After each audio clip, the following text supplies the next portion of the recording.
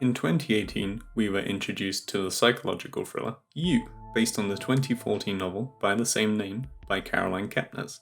The series, which premiered on Lifetime, was later picked up by Netflix for its second season, where you and I probably saw it. You centers around Joe, our charming, funny, and attractive protagonist, who also happens to be a serial killer. Audiences were instantly captivated when the show was released on Netflix during the holiday season. But why were we so hooked? Was it the fatal love story of Joe and Beck? Was it Joe's charismatic narration? Was it Penn Badgley? Well, yeah, all of it. But it makes me ask the question, why do we love the crazies? As much as I resisted, I found myself almost rooting for Joe. But why? Why is Joe such a likable guy? I mean, I never resisted liking Joe. He just wanted to find love. Bruh. Well, he did save her life. Until he took it. Bruh. What? Join us in our countdown to Season 3. This episode will focus on Season 1 as the first part of our series analyzing the complex central characters of You. So let's sink our knives into why we can't help but like Joe.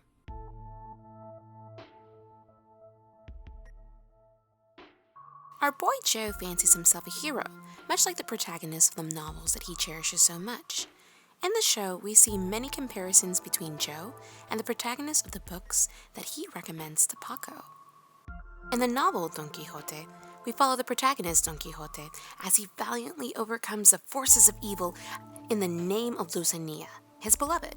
However, as a reader, we know that these victories turn out to be completely imaginatory, as he is an aging knight who becomes obsessed with romance and chivalry novels, and is driven mad by the stories that he reads. The destruction of their cursed brood is a task worthy of a knight and acceptable to heaven. Over the season, Joe's dialogue is similar to that of a main protagonist in a chivalrous and romantic novel. Beck provides Joe with the complicated love story that he so craves. He is saving Beck from evil, i.e. Benji, Peach, Dr. Nikki, and even Beck herself. He is convinced that he knows what is best for her, and only he can truly protect her.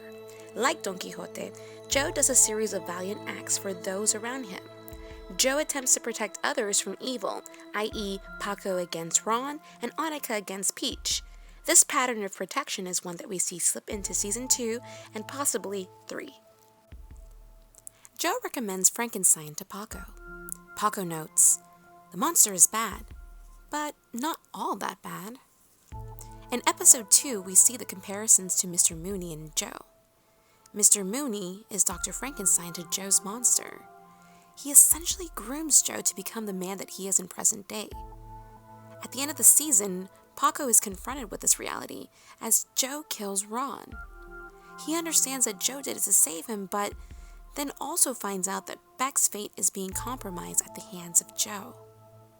At this point, one can say that he realizes that Joe is a monster. He is indeed bad, but not all bad. It's alive!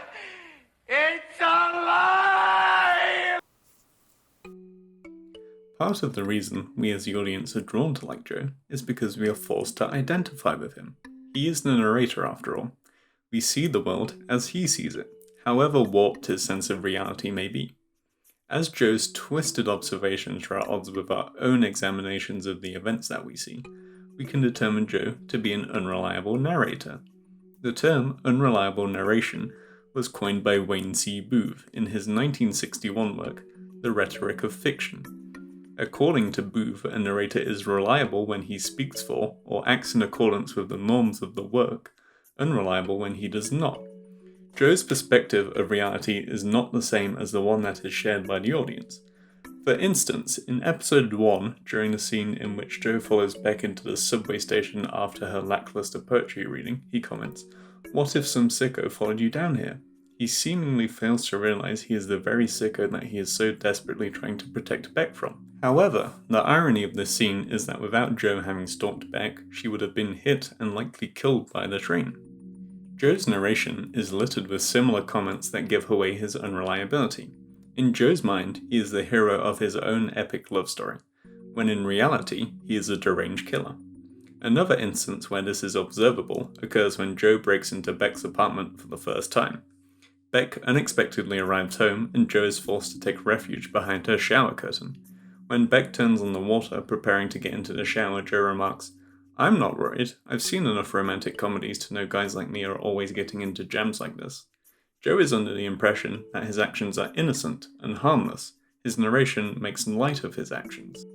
Since Joe is a character narrator rather than an extra-diegetic narrator, he does not possess an automatic authority over recounting the events of the narrative. He is susceptible to human limitations when it comes to interpreting events. He is fallible. But as the audience, we still eat up Joe's narration, despite the gravity of his actions. He puts a comedic spin on the events through his narration. He excuses himself by justifying his actions, and we almost get caught up justifying it with him.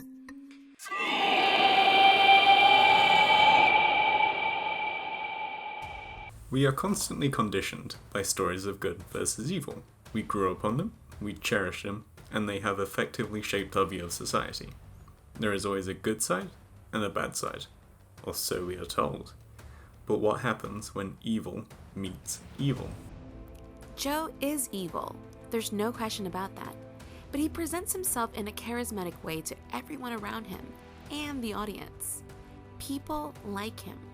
Peach, on the other hand, is less likable. When the two characters are on screen, we tend to side with Joe. Peach is judgmental and entitled. Joe's inner monologue is judgmental, but he sways our emotions by justifying his actions through his charm. When these two monsters interact, we realize just how similar they are. They both treat Beck like a toy to possess, and they fight over her like jealous children. Both Peach and Joe do truly horrible things. Peach sabotages and attempts to control Beck because she's suppressing her feelings towards her. Joe calls her out on her obsession, oblivious to the irony that he is doing the same things to Beck. They both are unaware of the harm that they are inflicting on her because they both feel as though they know what is best for her. So, we can say that Beck was doomed from the very beginning, even before she met Joe, because Peach wanted to dominate her life. In a way, Joe is more supportive of Beck and her success. He tries to provide her with the time and opportunity to write to ensure her success. But he does kill her. Sure, but she would have died anyway had it not been for him. Joe gave her the time to find her voice and succeed. Then he takes it all away. So Joe isn't actually all bad. It would have been interesting to have had Peach's point of view. In episode 4, we get Beck's point of view, and it felt unnecessary. If we hadn't had Joe's voice in our ear, we would have found him creepy. But because we have his narration, it's easy to like him. Had we had Peach's voice instead, we would have perhaps sided with her and been more sympathetic. But we don't, so point to Joe. I mean, how can we not? They say that Wikipedia is not a reliable resource, but I like how villainous and off-putting are in the same paragraph as TV's sexiest men. He just plays villainous so well. And it helps that he's attractive. If he wasn't, we wouldn't like him. It's kind of shallow, but it's true. If Joe were unattractive, we would watch you in a different way. Less conflicted and more disturbed. It's ultimately up to the viewer to decide if Joe is justified. We see some instances of redeemability in Joe, such as when he helps Parker. It's safe to say Joe is a complex character, but he is likable. Evil, but likable. The answer really was always right in front of us. Tune in next week when we put our leading ladies against each other to answer the question, are you Team Beck or Team Love?